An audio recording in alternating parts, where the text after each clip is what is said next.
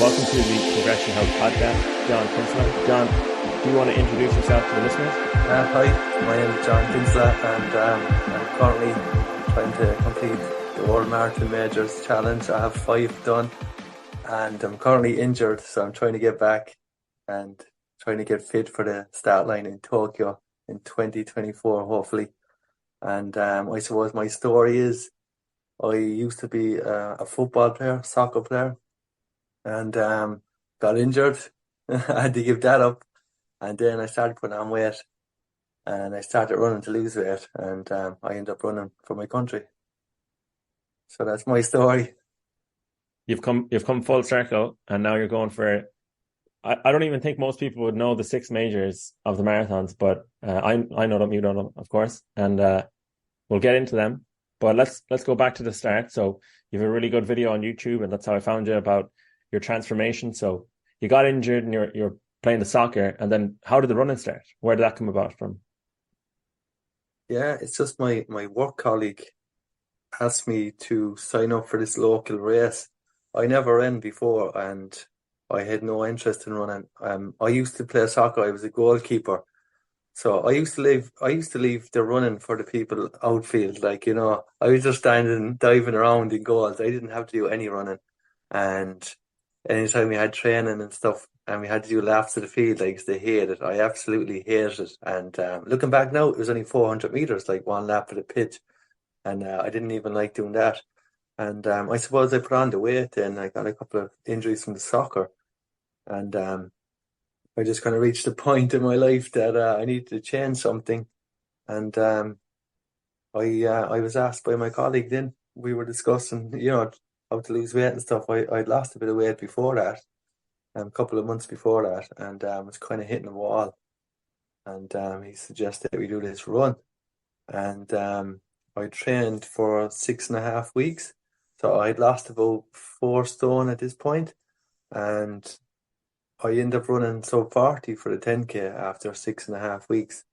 So I kind of knew that I might have had a bit of talent for running. So I've basically been running ever since. Wow, so you were good from the start, because for context, I am trying to run sub 20 for the 5K. I can't even do that yet. I'll get there, guaranteed, touch wood, by the end of the year I'll get there, and I'll get the sub 40 for the 10K. But I can't even do that yet. So were you always from the start, day one, were you good at running? Did you have any experience before the soccer, or is it just you just took off? I just took off. Yeah, I didn't know, because if I knew I was able to run fast like that, I probably would have definitely did it when I was younger, like, because when I was growing up, I was playing soccer, and I was always dreaming about making it as a soccer player, playing in the big games or playing for Ireland or whatever. And, that never happened. Like, so that dream kind of died. But if I knew that I could have did something else back then when I was young, and probably able to tolerate a lot more pain and a lot more training, I would have definitely I would have definitely set my aims towards running. That sometimes, like, I was lucky enough that my work colleague asked me to do this run. Like, if he didn't ask me, I would have never known. I would have never found out. So that's why I always kind of think now about being a role model, or trying to get people involved in running, or anything at all. Because, just by asking someone something there, you could change their lives. And I think if we do something like that, if we do something good or positive, ask somebody to do something, like, who knows where it might go, and who knows how their life might change. Like, because I can't imagine running has changed my life so much since it happened. I've been all over the world, like, and I've met some unbelievable people. I've met so many new friends through running. I can't even imagine my life being how it was, because, like, I was 35. I was nearly 17 stone. What's that? 226 pounds. And I thought, like, that was it. I was 35. My career was kind of over. And what height are you? I'm 6 foot. 6 foot, right? So pretty high BMI as well. Yeah. So, I thought, like, because my dream, my soccer dream is over. I wasn't not gonna like make it or do anything in soccer, so I just kind of gave up on myself, and it was like that for a couple of years, like till I just kind of woke up one morning. Um, I had a few beers the night before, and you wake up the way you get a hangover and you just feel bad, like you have a lot of negativity in your head, The and fear. the fear as they call it, yeah. I felt that, like, and to be honest, I felt that before, like leading up to that, and I always said I'd do something, but it didn't last. It might last a week or whatever. But for some reason, when I woke up that morning, I just went all in on my diet, and I stuck with it, and like I just managed to find running then. About 2 months later, after I decided that I wanted to lose weight, like so. I started running. I was about 4 stone lighter, and that was in 2015. And I've been kind of losing weight and getting faster all the way on. But I've actually put up weight now, so as in I probably lost too much and I got injured before. I was probably too weak. Like I was still kind of learning as well, and I actually put up maybe 4 kilograms when I went back to Chicago, and I ran 2:26 there, and I think 69 kilos I went down to, and I didn't run well. I thought I would, but I was about 73 when I did Chicago, so I put up 4 kilos again, and I actually felt stronger. So it's not really just about losing weight, like, but I think it's obviously about being strong and feeling good in your own body as well. Like that's I think that's the main thing. So yeah, like that's running like just totally changed everything, and it's a good thing to do when you are trying to lose weight or whatever. Because I don't know, I think you're kind of whatever your genetics are, your genetics they're always trying to pull you a certain way. I always say you can't fool your genetics. Like if your body's meant to be a certain way, a certain build. Like you can't do nothing about that. You can lose weight. It'll always try to go back to what it thinks it should be in your DNA. And I think I'm supposed to be a little bit more stockier, like, but I don't like it for running, So it's always a constant battle, like. Yeah, there's actually a theory in research, and it's called like the body fat set point. So, you know how you might have a resting heart rate, or your pH in your body might be a certain kind of 7 neutral, for example. Well, your body weight, like genetically, like you said, it's kind of meant to be set at a certain point. That's where you function best. So yeah, 100%. Like if your body weight was meant to be 226, for example, you're never going to be a fast runner like you are, but maybe this is the new normal for you, or maybe you're just enjoying it so much that you're able to keep the weight down.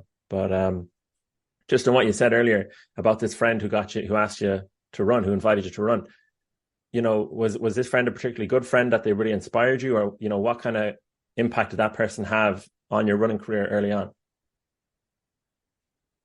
Well, like when we first started discussing it, he was um he was actually my boss. Like, you can have lots of bosses, and most of them you don't really have a good relationship with your boss, but I had a good relationship with They're not all Jason. bad. Yeah, some of them are. Not all bad, yeah. Like, some like I said, some leaders can show you and actually change your life, like so. And I'll always respect him for that. A lot of other people, whether it was coaches in other sports, they have their own kind of director, what you call it, dictator style. It never appealed to me. He was complete opposite, and he actually, he got me to do it, like, and I just said, yeah, why not? And we were talking about breaking the hour for the 10K, and I was happy enough to do that, like, so I think we were running like 10 minutes a kilometer, like, for the very first run, but we ended up doing 9 kilometers, like, in the very first go, and because the pace was really easy, and I finished it. I just enjoyed it. I was like, wow, this is good. If I can do 9, surely I can do that 10 in 6, 7 weeks. And that was the way it was. Like, and he like he started running with me for the first couple of times, but I just started getting faster and faster. And he didn't run with me anymore because he couldn't keep up. I kept going like, and we always had a good relationship anyway after that because we always talk about like, and anytime anytime to be honest, I accomplish something, I always give him a text or whatever and say, you know what, thanks for kind of starting me off, like because we always talk about it. It's like imagine like I don't know what I'd be doing if he never just asked me that question, like do I want to sign up for this race? And yeah, it's crazy, like so it's a good thing because like I said, I can go to people with that story and say like I would have never in my life believed what I accomplished if someone said to me, you could do that. You know, it was just the first step, like saying, maybe let's try do this run. It wasn't, if you do this run, you're going to run 2:26. You know, I had no idea what was going to come after just doing that first run and that first day. Like, it just went from there. It's mad, like, you know. Yeah, it just shows you what's possible with kind of the right encouragement. So what was different about this particular kind of connection you had with this boss? You said he wasn't a dictator. That sort of just made you think, oh, maybe I'll give this a go, you know, that made you more open to trying the running. Yeah, definitely. Like, you know, he did it before, like, so he was like, I did it. And when I was running with him then in that first run, we were there chatting away and I actually enjoyed it, like so you kind of straight away you have the belief that you're going to be able to do, like if you said to me at the start I'm going to be running a 10K, I wouldn't have believed it, like, but after that very first run and the very first day I had 9K done, like even though it took us an hour and 2 minutes or something like that. I didn't really care about the time, but I did 9K and I was like, yeah, that's great. I'm surely I can do to 10 now. And that was my goal. And then I went from the 10, I was just, I went from the 10, I wanted to do 15 and 20 and I kept going. But I finally ended up doing a marathon, like, but yeah, like, you know, for me, it was just the kind of spark, like, he just showed me, look, this is, try this, and I did. You know, if I'm coaching as well, I used to be a coach in football and soccer, and I always try to get the players to believe in themselves, like because I think if you want to be good at something, you have to like it yourself. It's no point. Even now, I find with my children, I let them try lots of different things. I don't want to pigeonhole them into one sport, or I don't want them to do it just because I think they should do it. Like I think if you show someone the way and make them believe in themselves and they think they can get something out of it and they start to enjoy it. You don't need to train them anymore because they're going to find ways themselves to get better, you know? It's almost, yeah, natural instead of a forced sort of Yeah. motivation. Yeah. So just with kind of, I guess that connection you have with your boss, your friend. So in my experience with running, when I was doing it the hard way, I was trying to do it on my own. I go runs on my own. I go early, I go late, do all this kind of stuff on my own. And now I find it so much easier that I have a coach, that I have a kind of a social group that I run with, that I have friends who I just even talk to who know I'm a runner. How important for your running has like the social side of it or just meeting people as you run been to your success? Yeah, the social side of running is, like I said earlier, you meet so many new people from different parts of the world.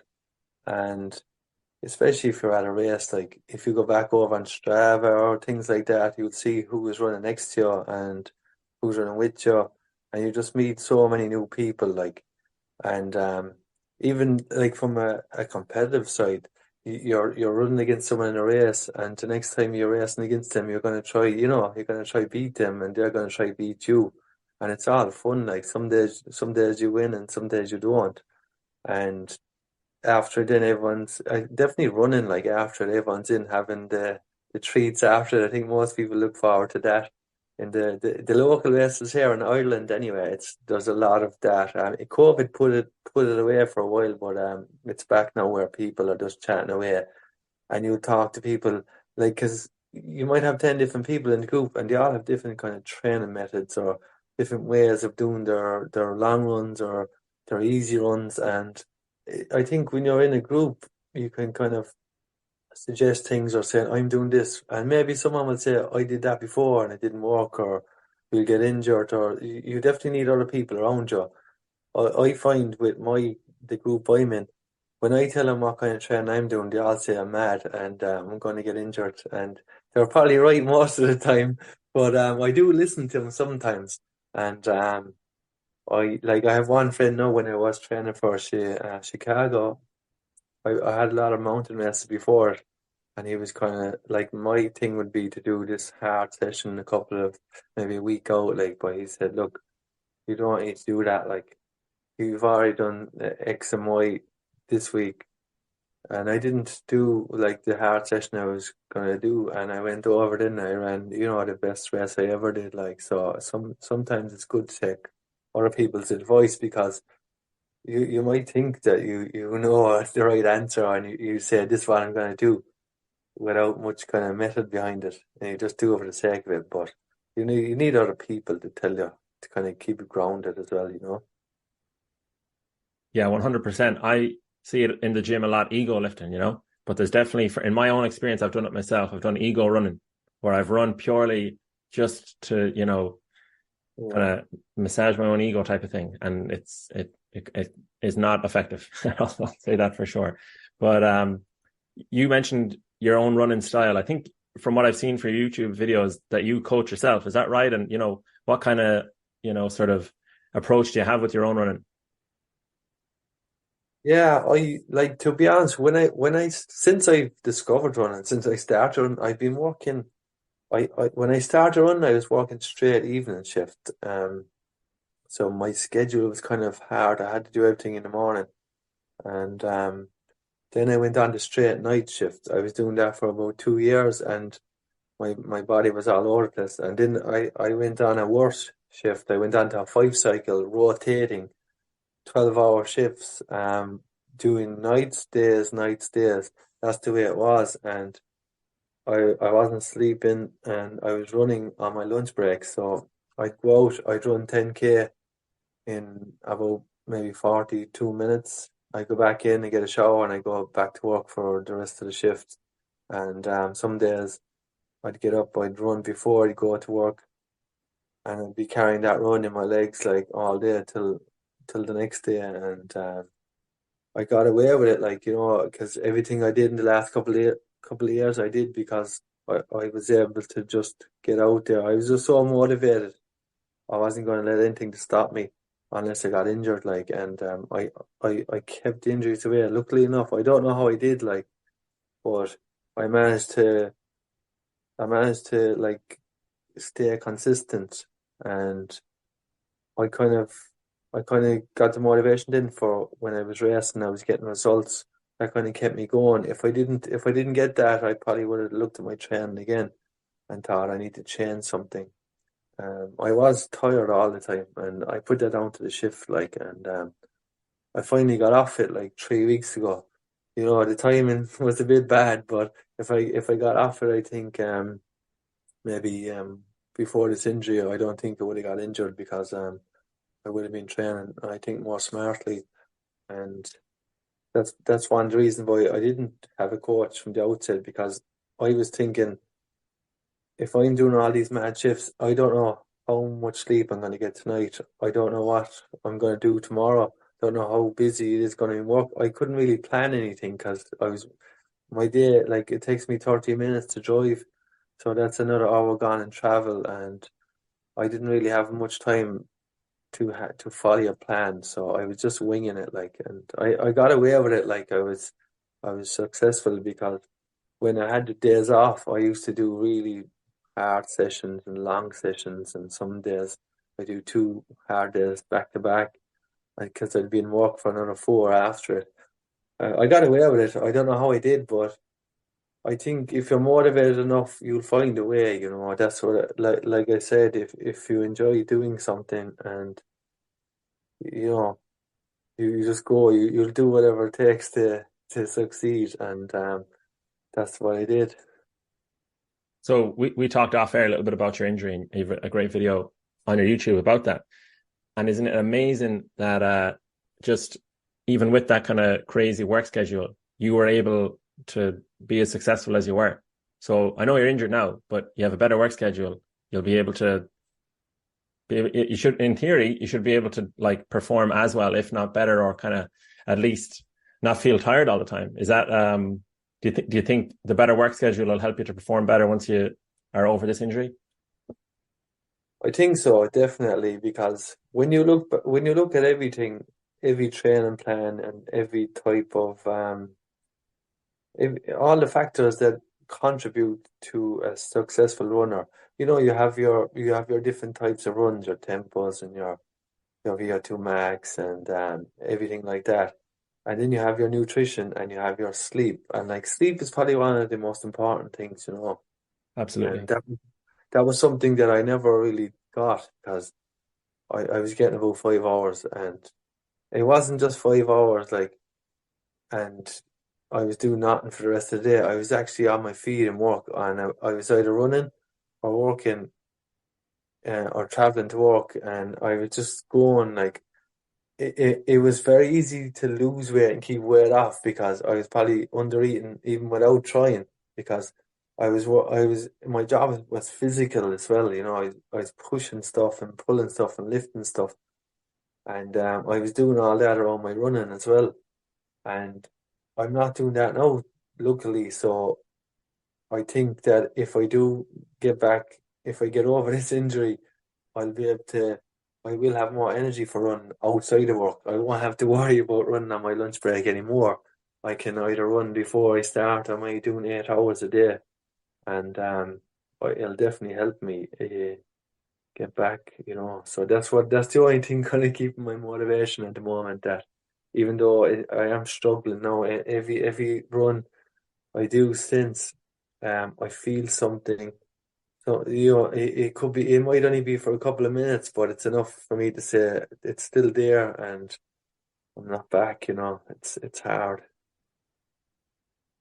Yeah, absolutely. You're like an amazing runner to have achieved what you've achieved so far. So to give up now, you know, it's like, you know, there's so much more potential there, especially with a better sleep routine. So once you get over this injury, like, you know, who knows how far you could go with the running. And that'd be interesting to see as well. And just on the sleep then as well, I try to say that it's obviously just from a health perspective, it's kind of the foundation to your health. It's the most important thing because it'll either, you know, propel you forward or hold you back. So yeah, you know, better sleep, better work routine. I think you'll do so much better. And yeah, just on the injury then. So, you know, tell us a little bit about the injury, what happened, and what's the training like now? Yeah, so a lot of it was probably my own fault. I was training for my first 50K, which was a qualifier for the Irish mountain running team for the World Mountain Running Championships in Innsbruck in Austria. And I was training for that. It was I think it was five 4,000 5,000 no, you know, 6,000 feet, sorry, of elevation gain, 50K through the Wicklow Mountains. And I ended up coming fourth. So I was training for that. I was putting a lot of big miles in. And I qualified. I made the team. And I had an entry for Boston, the Boston Marathon 3 weeks later. So I did Boston. I ended up running 2:27. And 6 days later, I ran London, London Marathon, because I don't know, I like the World Marathon majors. I always try to do them if I can. And I had an entry for London as well. And I was actually planning on going there with my family. And I had the flights and the hotel and everything booked. And I don't get to kind of spend enough time with my family. So any chance I get to go somewhere with them, I'll go. So I just went. And I ran I think 2:46 or something. Like I was running around with the GoPro. And I Hold on. that So was you're skipping over so many interesting points here now. Representing Ireland, doing the Boston Major, and then doing a sub 3 hour marathon with the GoPro as well. So before we go on, you got to talk about you're representing Ireland. You're coming from injuries with the soccer to representing Ireland. So how did that happen? Yeah, so like I said, I had a couple. My back was giving me awful trouble. Obviously, the weight was definitely not helping. My posture. Yeah. And I just found warming up even in the goals before the games were starting, and the lads be kicking the ball at you and you be diving, and I used to just get twinges, and I could barely play the match anymore. Like even just after the warm up, you're supposed to be getting ready for the game, and I was getting injured in the warm ups, like, and I couldn't. So that's why I stepped away from soccer. So I started running, lost loads of weight, and I had about 5.5 stone lost.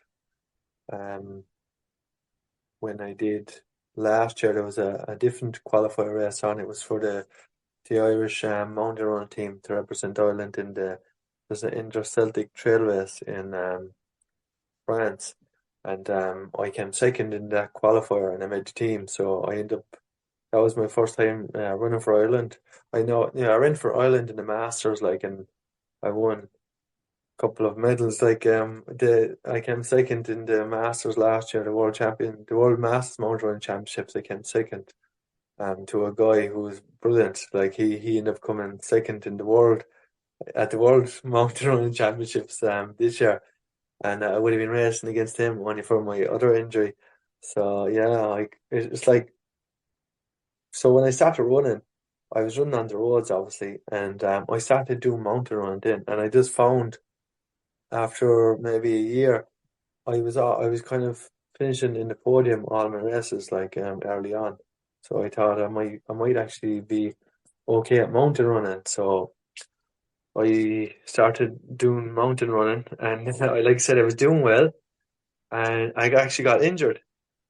I I did a 26-mile long run, just say on Saturday. I raced on the Wednesday, a mountain race, and I won. And then I went down for another mountain race on the Saturday after it, and I tore my cartilage. I tore my meniscus, and had to get an operation. And I thought that was my running career over. That was 2 years into it, and I got 50% of my medial meniscus out on my right leg. So I came back from that, and so I went from meniscus injury 2017, and I came back in December, and I signed up for the London Marathon a couple of weeks later, and I did that.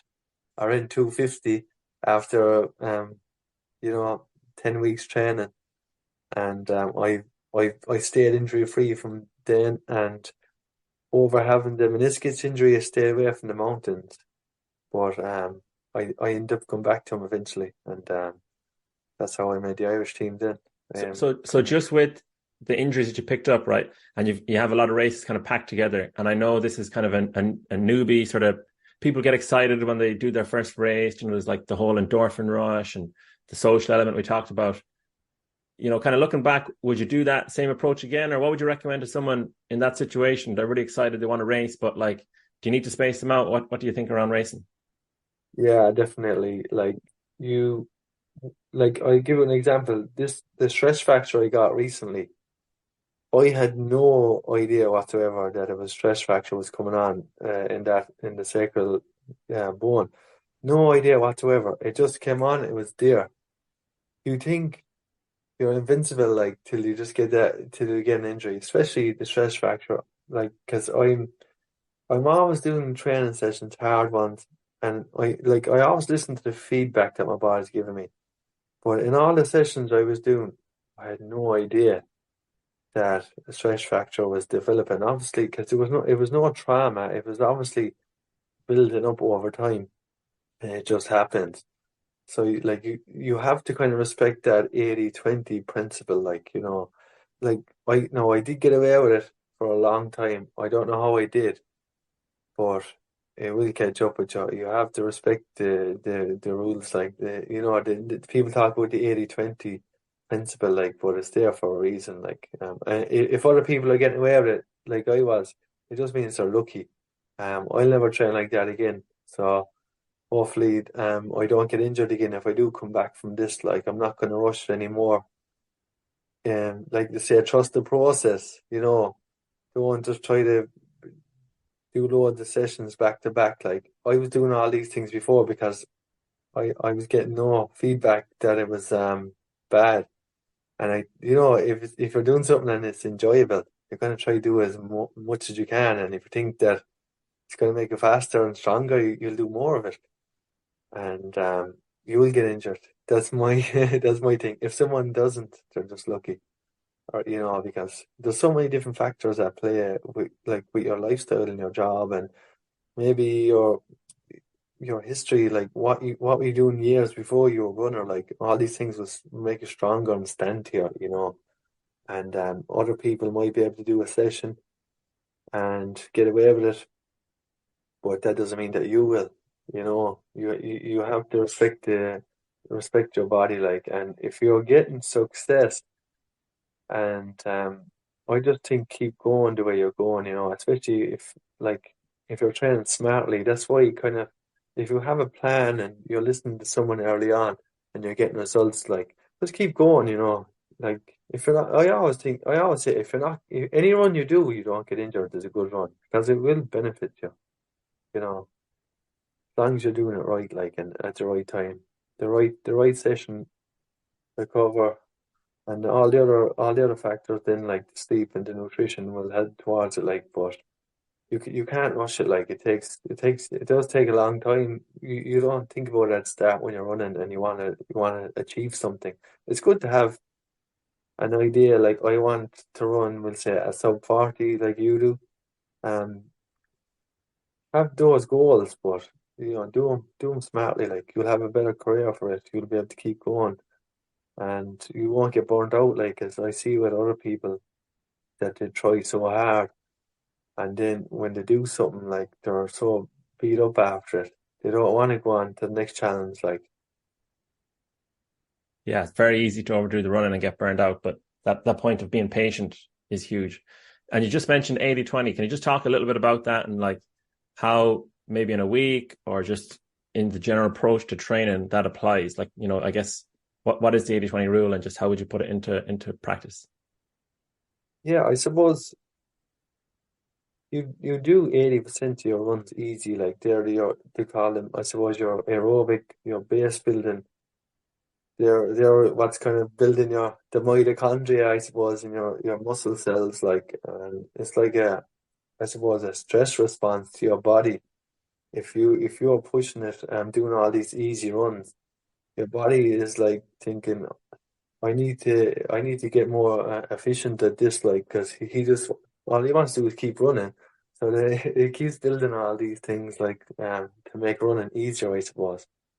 And it strengthens up your legs and it strengthens up all your tendons, and it makes your lungs bigger, your heart stronger, and they're the things that are going to enable you then to do the faster stuff. Whereas if you were going in early on, I suppose if you're new enough to run in your easy pace, it's probably not going to be too different than your other paces. Like, but if you keep pushing that to the max, like you'll reach a point and you just won't be able to push anymore, and you'll plateau, we'll say. So if you're doing the easy stuff, you won't get that because you can keep building and building, you know. And if you just keep pushing it and going red on your, let's say, your Garmin, you won't last long, and you just get burned out. Like, so you have to just take it easy and keep building up, I suppose, because when it comes to base building, aerobic building, if you look at what we'll say the Kenyans and stuff are doing, they're running every week, like they're running 100 miles, like 160K minimum, like. And if you look at like how much performance that's going to give them, to do that consistently, like every day, like, because Sonia Sullivan said that it takes about 6 years of top level running to reach your peak. So like she's talking about top level running 100 miles a week, like, maximum, to be an elite runner.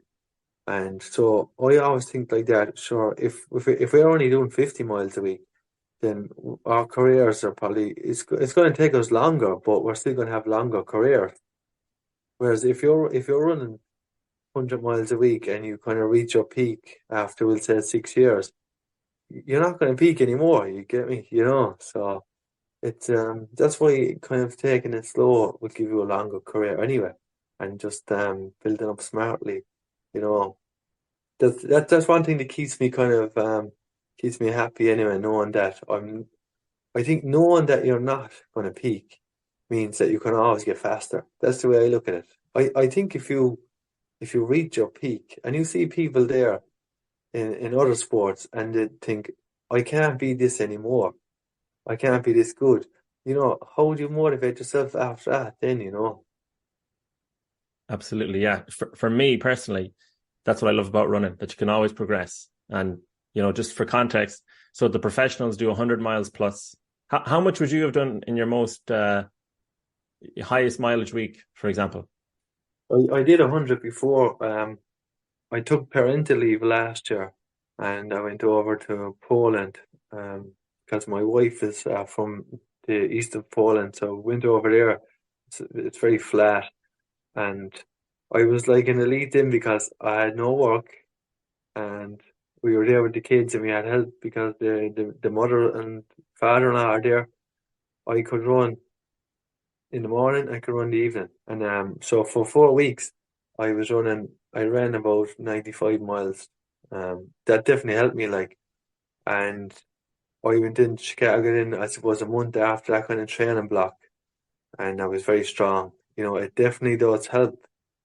The mileage does help. Like I said, the base building, the aerobic building, they're what's gonna give you that kind of power to run fast, like with more efficiency. Well, So 100%. Yeah. The uh, the foundation will be laid by getting the miles in. So the most you ever did was 100, we'll say, or 95.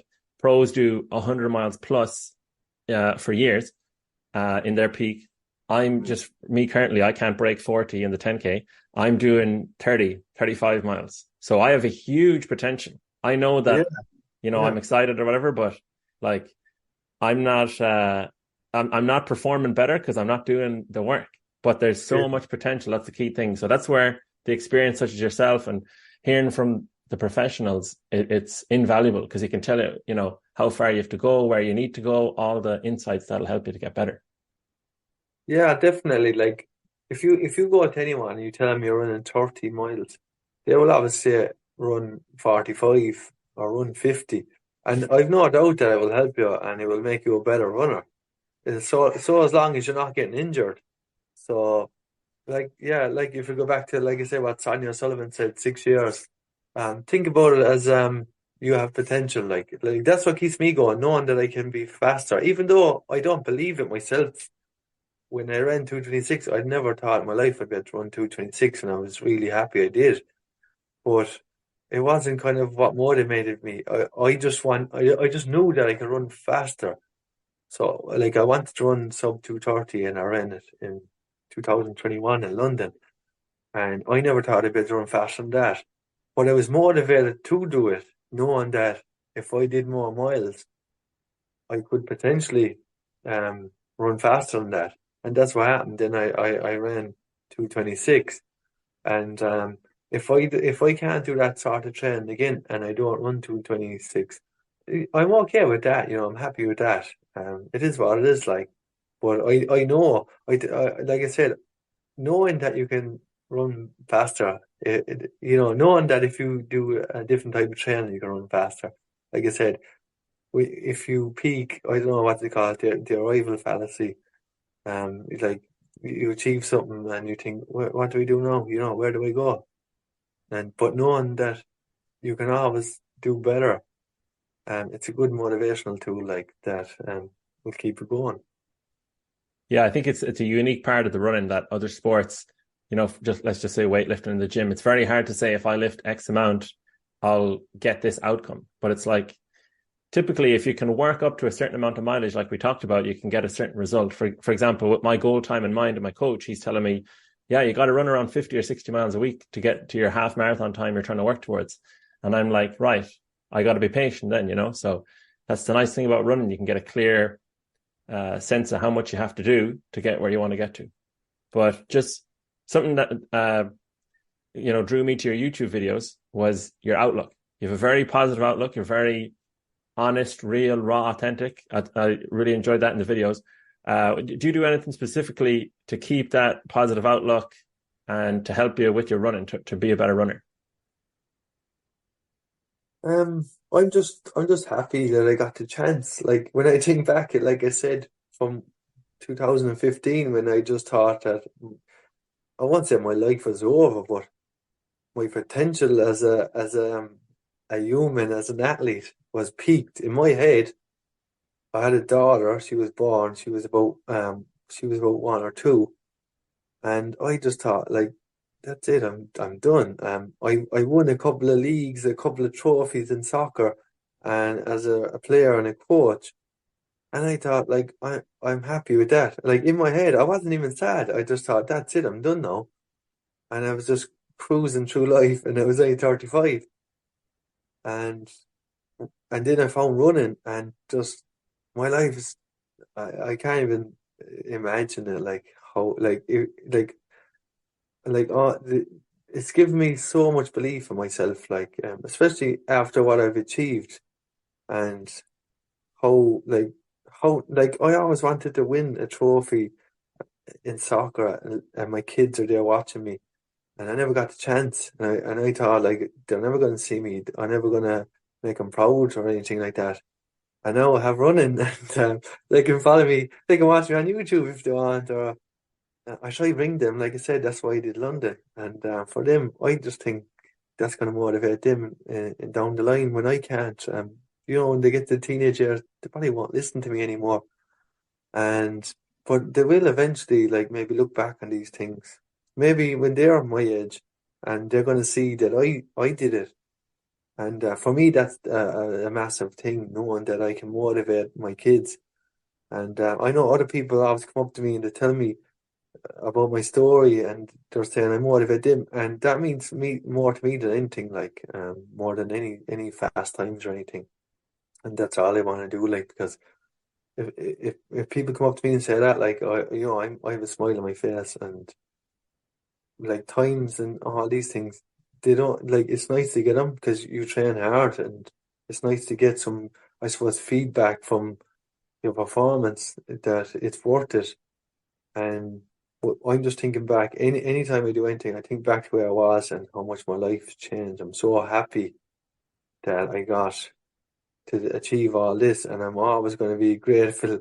I'm always going to be happy. Like even now, coming back from injury, I'm just happy that I can just run. I don't care if I never run fast again. If I get to Tokyo next year and do it and complete the World Marathon Majors and get that medal around my neck, finally, I can say, Jesus, I achieved this. Like, even if I have to walk around Tokyo, I'm gonna do it. Like, and I'm gonna hang that medal up on the wall, and my kids are gonna see it down the line, and hopefully that motivates them, because that's the big thing for me now.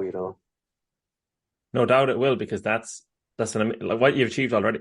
Like I don't know, people might not understand, how fast you are and the transformation you've made, but it's absolutely amazing. And the YouTube video is a great example of showing that.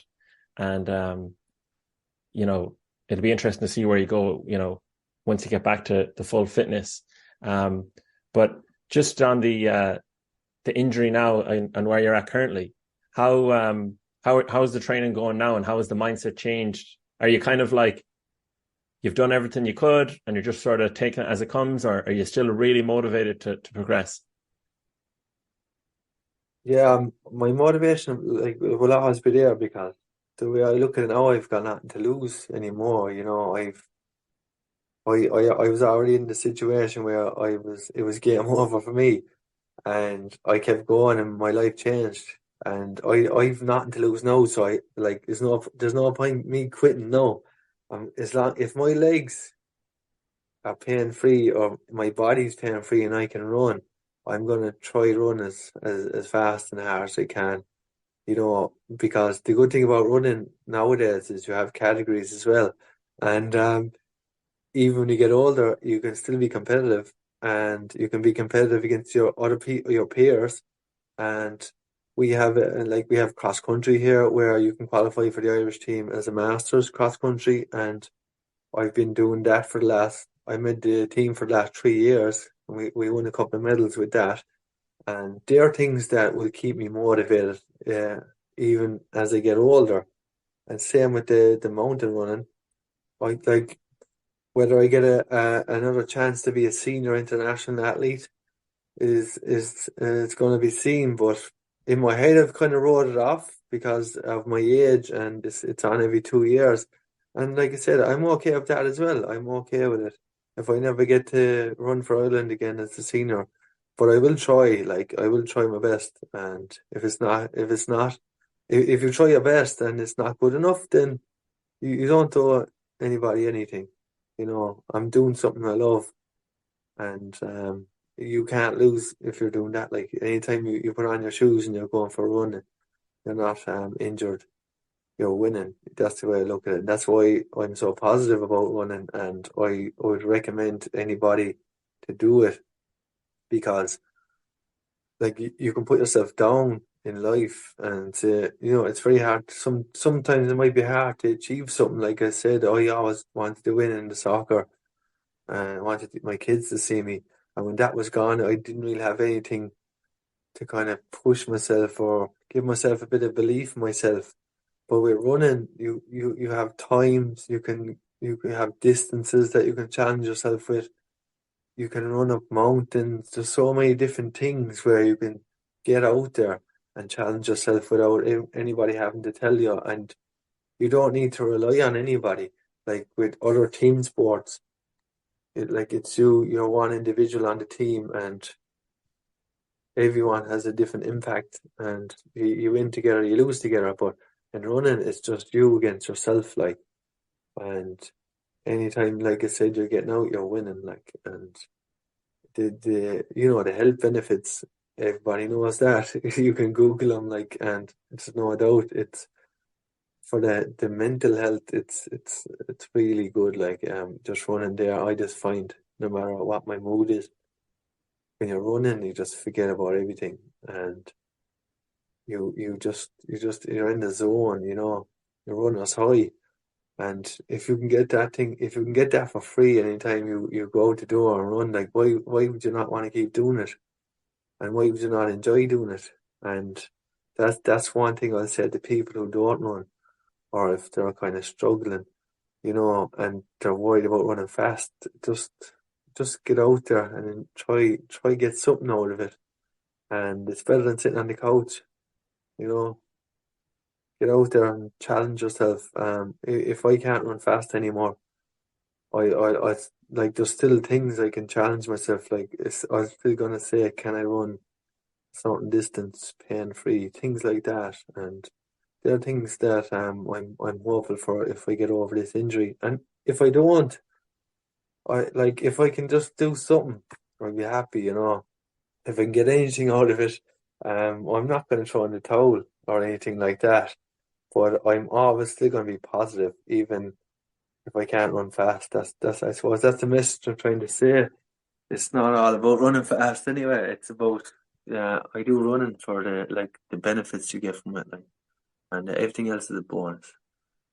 Exactly. Yeah. The health benefits, the enjoyment is huge. I like as well how your mindset, you seem to be very open to sort of just whatever comes, and you practice acceptance a lot as well. You're kind of just like, I'm injured now, but I have other goals I can focus on.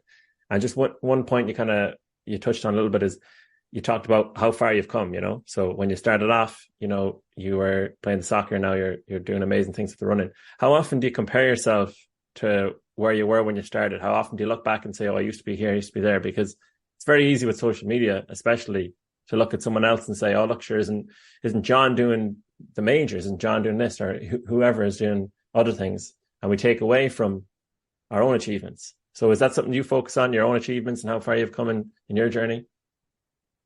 Yeah, I don't know if it's other runners like that, but we train hard. I actually think we don't give ourselves enough credit. And it wasn't until I actually got injured, I just realized how much we actually train. Nobody pays us to do it. we get out the door every day, and like for me, I was training twice a day sometimes, and I'm running on my lunch break.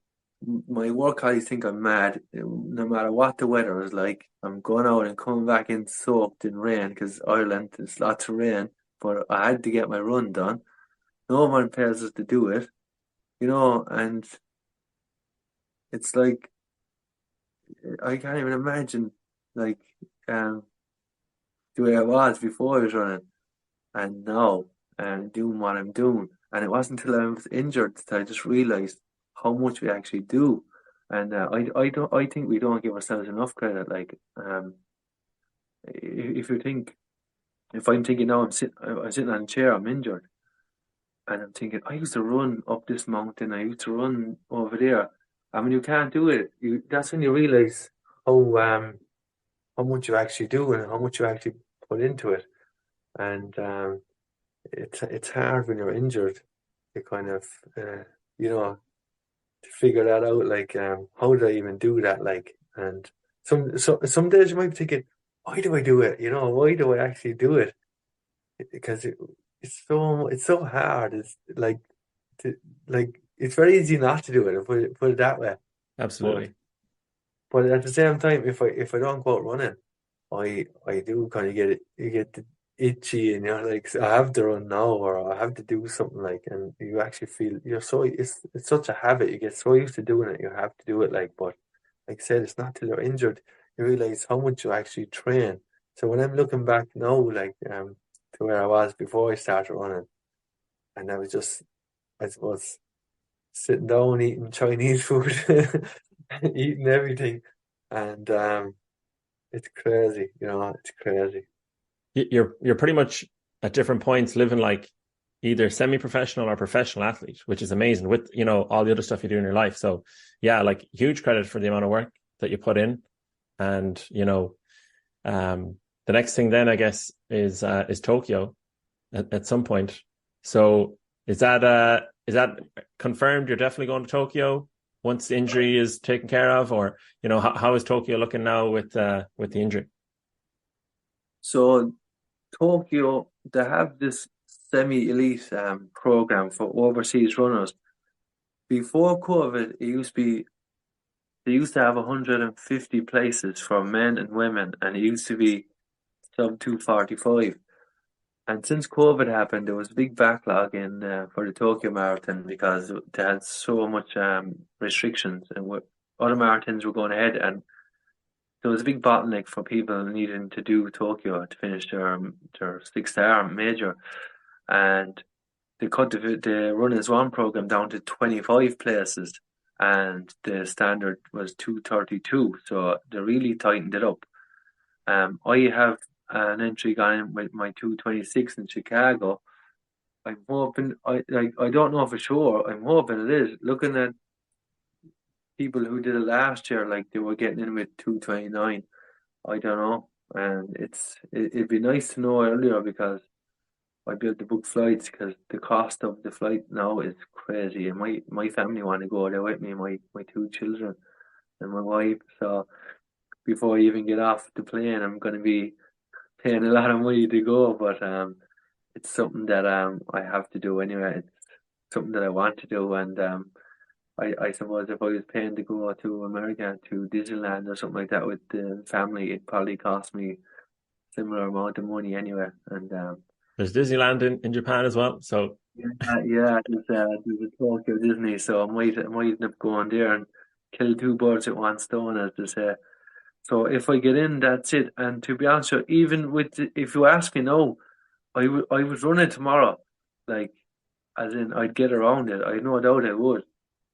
With regards to my training, I actually did 50 miles, 49 miles last week. So that's an accomplishment. Like I don't know maybe if that's too much or not. Like the orthopedic surgeon who I was speaking to when I got the injury when I went out and showed him my MRI, he just said take 6 weeks off totally, and I did. I bought into it. I took 6 weeks off, and I came back. Then I did 15 miles, 20 miles, 30, 40 or I went from 30 to 50, I think. So I'm coming into my 4th week now, and I'm feeling okay. I have some niggles, like my mobility is really poor. I don't know if that's related to where the injury is. I presume it is. Like, I used to be goalkeeper, I used to be very agile, and I was doing a bit of goalkeeper stuff yesterday. I don't know if you've seen it on Instagram. I was diving around, and I actually felt great. But the next day then I was really stiff, so I'm definitely not going to be doing too much diving around. But I think kind of doing some soccer stuff helps with the mobility anyway. We used to do a lot of stuff, training, short stuff, touching cones out and backs. There are things that I might actually go back to and do now instead of just running in straight lines. I think if I get my mobility sorted before I kind of start doing the hard running, I'll be stronger. And if I get into Tokyo, then I'll aim to run a fast time. I want to run a fast time. I'd love to run another sub 2:30 because I ran my last 3 majors. I ran 3 sub 2:30s. And if I think I have my average time. My slowest major is New York. I did that a couple of weeks after Berlin before I ran 2:38. So 2:38, 2:33, 2:29, 2:27, 2:26, and Tokyo's last. I don't know what I'd have to do to bring my average down, but if I can get under 2:30 there, I'll be happy, or at least down there to 2:30. And then if I go back to New York, then again, hopefully, if I'm injury free, I'd love to get all the majors under 2:30. It's a pipe dream at the moment, but that's just another thing that will motivate me to keep going. That's what it's all about, finding the little mini goals amongst all the training as you go, not just having one big one, because you never really arrive with the training. Yeah. But that's great to hear that you're up to 50 already. So, touch wood that you continue to progress, you feel good, the injury recovers. So, John, I've taken enough of your time, but is there anything you want to wrap up with, any final message or anything you want to mention before we go? I suppose, look, if you're listening and you're injured or you're kind of you're struggling, maybe you're not making progress, you could be injured and you might not ever be able to do it again. And that's the way I look at it. If you're getting out there, if you're doing something you love and you're meeting people, don't worry about times. Just keep getting out there and keep enjoying it and have fun. Find what you like, and it doesn't have to be running. It could be in the gym, and these are things that will make you happier and definitely for your mental health. And for me, running is the thing at the moment. But if I wasn't running, I'd probably be in the gym doing something because I know the health benefits to that. But I think do something anyway. Get off the couch and keep motivating yourself. Find these little mini goals to do, whether it's your diet or whether it's how many press ups you can do, and just keep pushing yourself. And you'll just enjoy life more. You'll feel better. Like you get the runner's high, and if you're in the gym, you get the positive feedback from when you look at yourself in the mirror. And I think you'll just enjoy life more for the moment instead of throwing the towel like I did back in 2015. And I just got up off the couch and changed my life. So I suppose if you're going to take anything, it's just be positive. Life could be a lot worse. If you're kind of down mentally, find something or to time in a group, be around someone who believes in you, because someone believed in me at one time and changed my life. Well, a lot of wisdom all in that one little soundbite. And yeah, I find the only workout we regret, or the only session we regret, is the one that we didn't do. So get out, like you said, and for your mental health, if nothing else. So thanks very much, John. This has been brilliant. No problem. It's great talking to you. I'll see you around again. Hopefully, might see you at a World Marathon Major down the line. Who knows? Thank God, yeah. Or back in Ireland when I'm back home. I'll definitely get one with you, hopefully. Okay, good to see you. Thanks very much for the podcast and the chat.